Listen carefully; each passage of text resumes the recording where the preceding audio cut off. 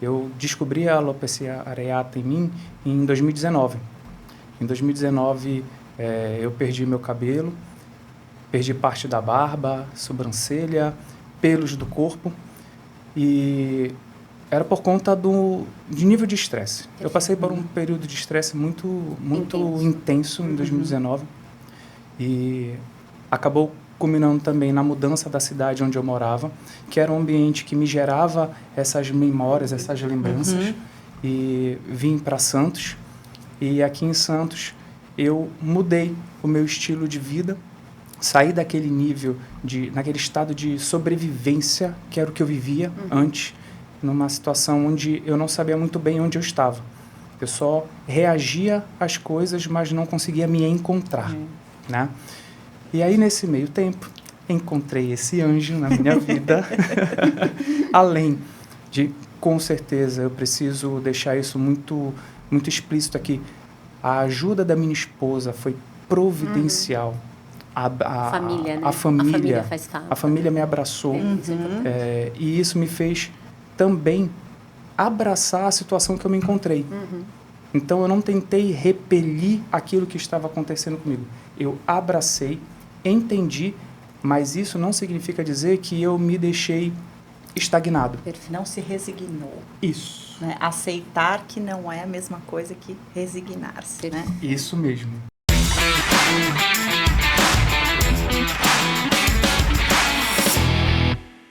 Sejam bem-vindos a mais um podcast Questão de Pele e Cabelos, onde cada podcast a gente tenta trazer uma questão de pele e uma questão de cabelo. E hoje estou aqui com 2 convidados incríveis.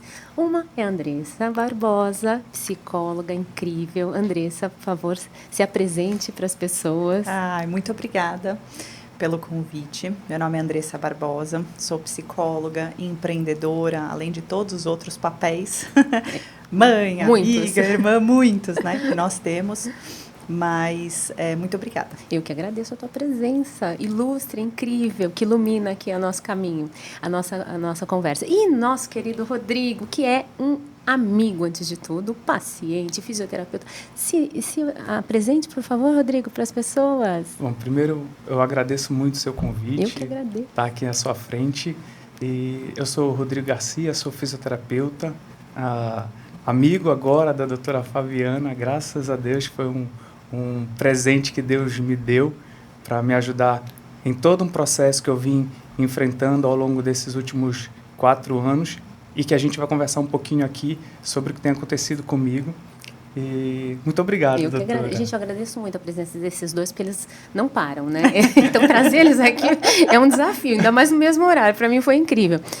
Gente, eu vou trazer o caso do Rodrigo. O Rodrigo é uma pessoa super iluminada, incrível, fantástica, mas ele teve uma doença de cabelo. E eu acho que é uma doença de cabelo que é muito importante a gente trazer, porque eu acho que vai ajudar muita gente, Rodrigo. Então, em primeiro lugar, gratidão por você estar trazendo e se expondo. Vulnerabilidade, né? Trazendo as nossas questões, né? Eu acho que quando a gente traz as nossas questões, a gente ajuda muito as outras pessoas. Então, o Rodrigo, ele teve uma doença chamada alopecia areata. Para quem não sabe, a alopecia areata é uma doença autoimune onde o organismo combate os pelos. E aí a pessoa perde pelo. Só que, graças a Deus, não é uma doença cicatricial. Apesar de perder pelos, que pode ser do corpo inteiro, desde o couro cabeludo, sobrancelha, o corpo inteiro, ela é uma doença não cicatricial, o que é incrível, né? Que nos permite conseguir a repilação, né? Eu acho que, em primeiro lugar, não é uma doença contagiosa. Eu acho que isso é uma coisa que a gente tem que sempre esclarecer para o paciente, que eu acho que já alivia bastante. Não é uma doença cicatricial, é uma doença que tem essa possibilidade de repilação. Quanto mais tempo a pessoa tem de alopecia areata, mais difícil essa repilação é. Mas, assim, eu não acredito no impossível. Eu acho que o impossível não existe. Então, estamos aqui, o Rodrigo traz um pouco da história dele e se mostra cabeludo, com muita alegria minha. Cabeludo, Rodrigo. Muita alegria, muita felicidade. E é uma coisa que a gente conversa muito, eu converso muito com a minha esposa dentro de casa. A gente estuda algumas áreas que não somente a fisioterapia, e tem um ponto que fala que a mesma mente que te adoece é a mente que te cura.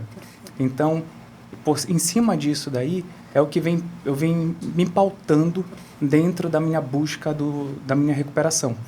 Óbvio que ao longo de todos esses anos, isso aconteceu, gente.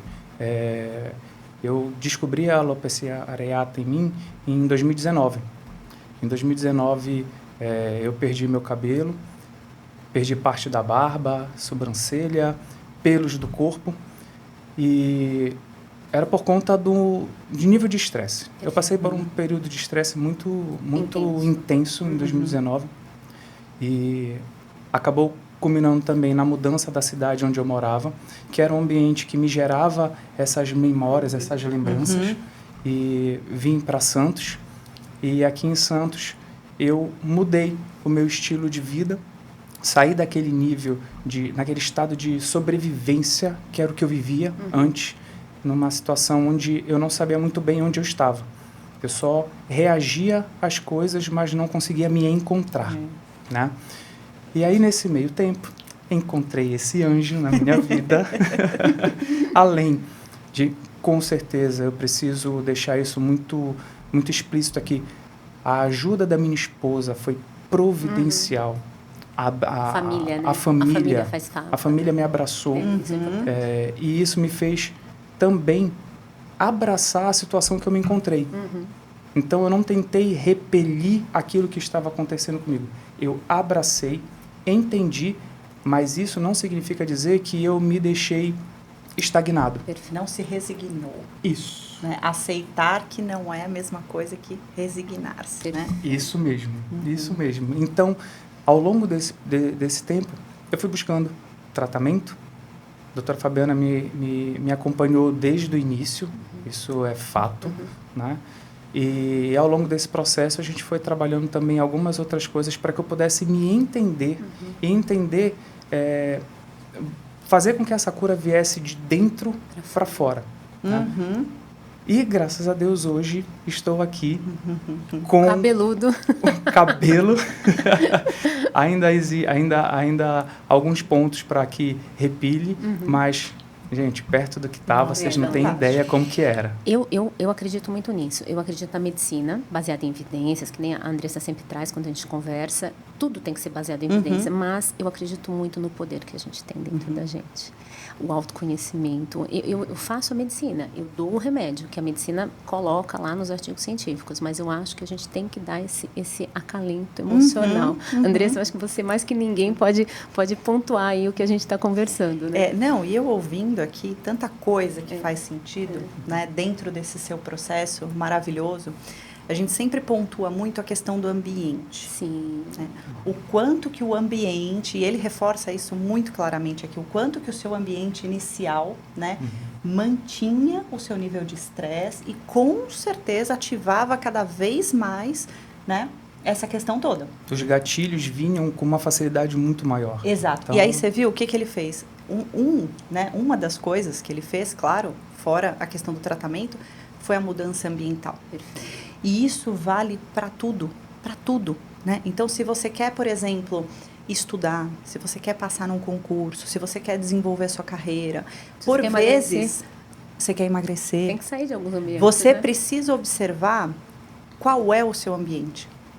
E o quanto que esse ambiente, ele está facilitando ou não. Né? Exato. Quais são as contingências, quais são as pessoas que estão ali, né? O que está sendo ativado nesse dia a dia? Porque, por vezes, por exemplo, eu trabalhei muito tempo com dependente químico. Perfeito, ótimo exemplo, né? Se você não mudar o ambiente, você não consegue... Tem recaída, né?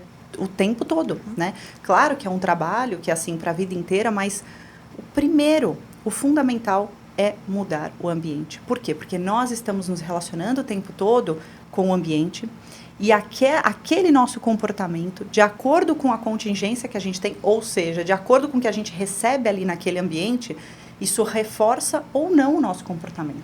Gente, a biologia da crença, Bruce Lipton, a célula reage ao meio ambiente. A membrana celular sente o que está acontecendo e reage. A gente é uma grande célula, né? Várias grandes células juntas. Sem dúvida. Fantástico.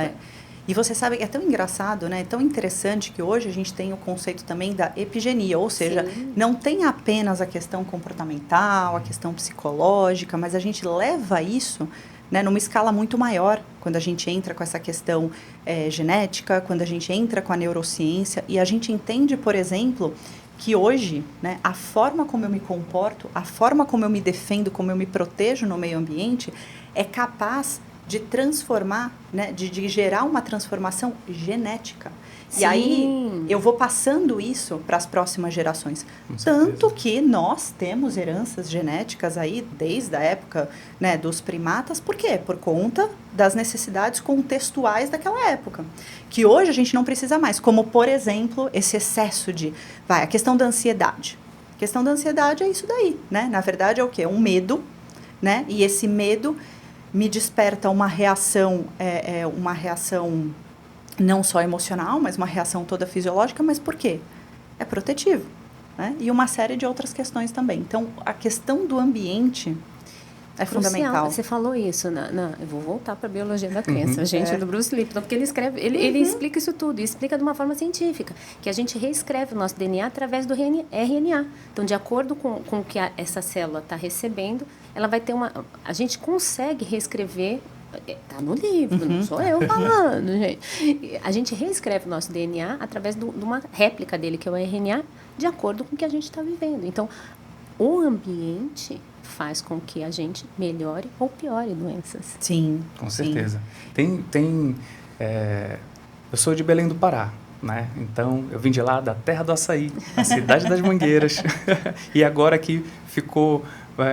mais conhecido como com a Joelma cantando a terra do tacacá. Né? Mas a gente tem uma frase que a gente brinca lá, está correlacionado com essa situação do ambiente interferir.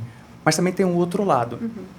A gente diz lá, a pessoa saiu do mato, mas o mato não saiu de dentro dela. Pronto. Então, porque aí já é o ambiente interno. Isso, né? É o ambiente interno. Aí são as crenças. Aí são as crenças.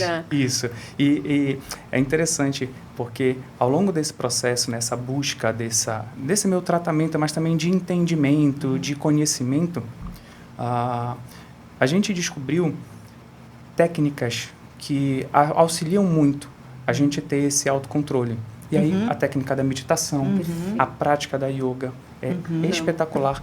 Toda atividade física é muito bem-vinda, mas principalmente aquela atividade física que te exige um controle respiratório, ela sempre vai te puxar para a presença, para o momento.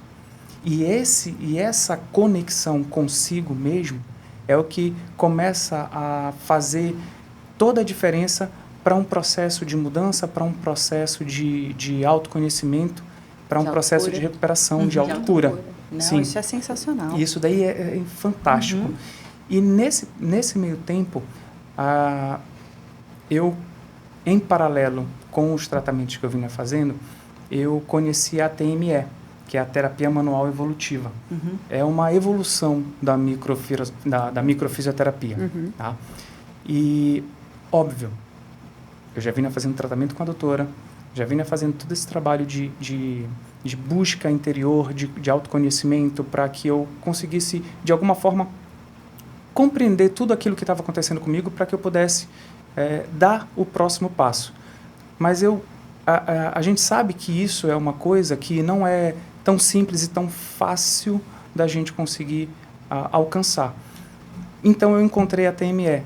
A minha esposa estava terminando a graduação e eu acabei começando a fazer o tratamento com um outro colega fisioterapeuta, o Diogo, e fiz a minha primeira sessão de TME. Isso aconteceu em agosto de 2023. Logo em seguida, mais ou menos uns 40, 45 dias depois, eu comecei a perceber que a repilação capilar ela veio muito mais forte. Mas o que quer dizer isso, gente? Eu acho que para tentar ficar um pouquinho mais claro, é que o meu corpo ele já estava respondendo ao tratamento que eu estava fazendo. E a TME é uma técnica que ela ajuda a desbloquear emoções que aprisionam o fluxo de energia no nosso corpo. Então, eu acho que quando a gente fez o trabalho da TME, ela acabou quebrando algumas barreiras que ainda existiam e o tratamento da TME não é voltado para isso, para o que o corpo apresenta no momento, assim como também eu sou fisioterapeuta, como eu falei no início, eu sou quiropraxista também, e a quiropraxia também busca esse desbloqueio, energético, isso, porque você comunica da melhor maneira possível o seu cérebro com o seu corpo e, consequentemente, seu corpo com o seu cérebro. Então, é uma via de mão dupla e quanto menos interferência você tiver nisso daí, muito melhor. O seu corpo vai trabalhar e o seu cérebro vai reagir. E aí, eu estou aqui hoje deste jeito, graças a todo esse conjunto, mas é impressionante como o nosso corpo tem a capacidade de autocura. É impressionante. A gente só precisa estar cercado de excelentes profissionais. Eu vou pegar esse gancho que você trouxe. Eu tenho formação de EFT, que é o Emotional Freedom Technique, que é uma técnica de acupuntura sem agulhas para liberar... Gente, eu sou médica, mas eu adoro procurar outras coisas. E é uma técnica de libertação de bloqueios energéticos no corpo. Quanto mais eu estudo as coisas, mais eu vejo que existem vários caminhos que vão levar a gente para esse caminho. Cada um acaba conectando com uma linguagem que faz mais sentido e acaba indo para aquela linguagem, mas assim, somos energia. Einstein mostrou isso, né? E igual a MC ao quadrado. Somos energia. Então, se a gente tem algum bloqueio energético, tem que desbloquear.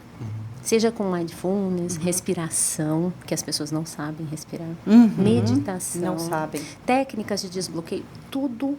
Eu sou super aberta. Eu acho que as pessoas têm que procurar o que vai ser melhor para elas. Sem dúvida.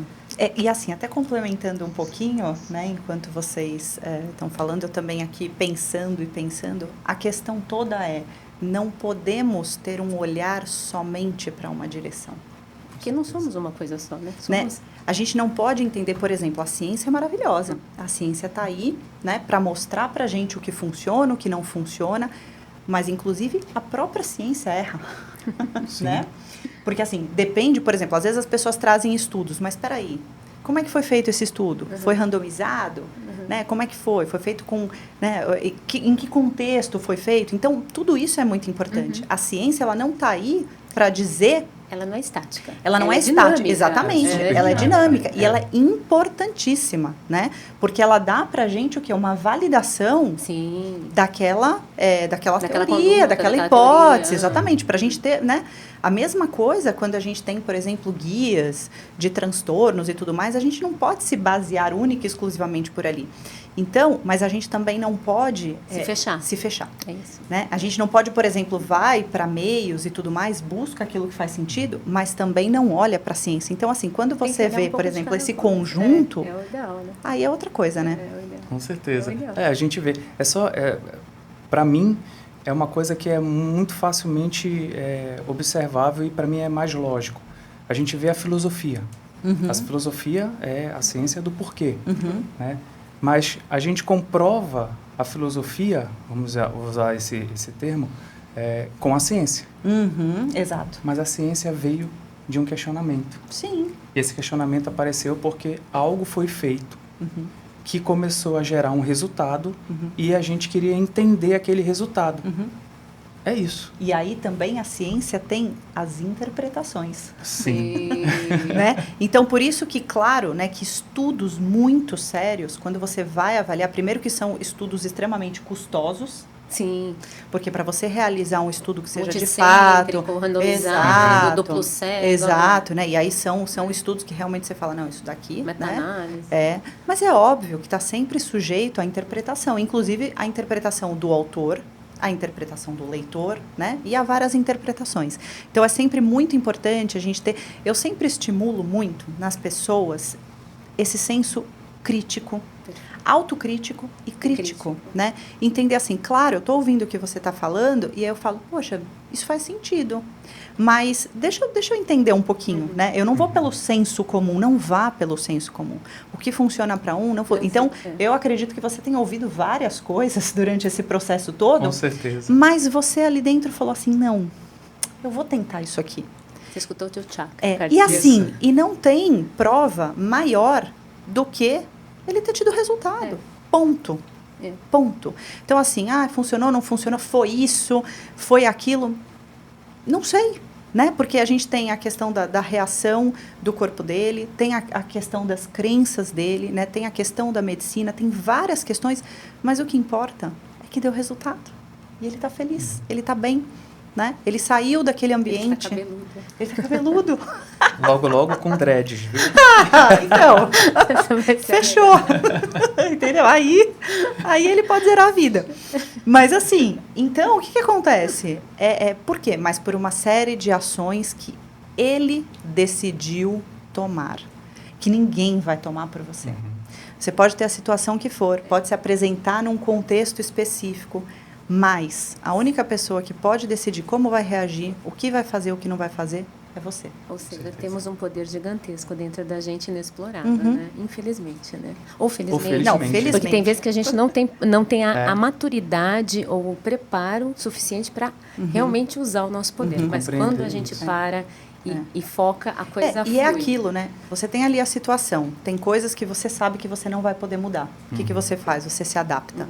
Mas tudo aquilo que você sabe que você pode mudar, que depende de você, que é a forma como você vai reagir, como, por exemplo, mudar de ambiente, é você quem faz. É você quem decide fazer. Você se adapta ao que você não pode mudar e você escolhe né? Mudar aquilo que você pode. Essa é a grande, né? A grande X, né? É ter a maturidade e olhar, né? Isso. É isso mesmo. Gente, amei. Eu acho que a gente fica aqui até amanhã, se deixar. Fácil, né? Tá super gostoso. Papo maravilhoso. Maravilhoso. Eu quero agradecer muito, Andressa, pela tua presença mais uma vez. Você sabe que você vai virar figurinha carimbada aqui no meu podcast, né? Com o maior prazer, com o maior prazer. E, Rodrigo, eu quero te agradecer pela sua generosidade, porque assim, trazer uma dor pessoal, não são todos que estão preparados. Eu sei que você que você é iluminado, que você é uma pessoa preparada, assim, espiritualmente falando, mas assim, gratidão pela sua disponibilidade de trazer a tua verdade. Eu agradeço também, agradeço a companhia de vocês aqui, agradeço essa oportunidade e eu espero que isso ajude mais pessoas a conseguir enfrentar uma situação desse tipo que você está vivenciando e saber que sim, você tem possibilidade de se recuperar. E, independentemente de qualquer coisa, tá tudo bem. Você tem muito mais do que somente essa situação. Você tem o suporte familiar, você tem a sua vida social. Então, acredite que você pode, acredite que você é capaz e faça por isso. Porque, como eu falei no início, a mesma mente que adoece é a mente que cura a gente. Então, quanto mais a gente tiver isso dentro da gente, muito melhor. Maravilhoso. Gente, muito obrigada. Obrigada. Muito obrigada por vocês estarem com a gente até agora e segue a gente para mais questões de pele e cabelo.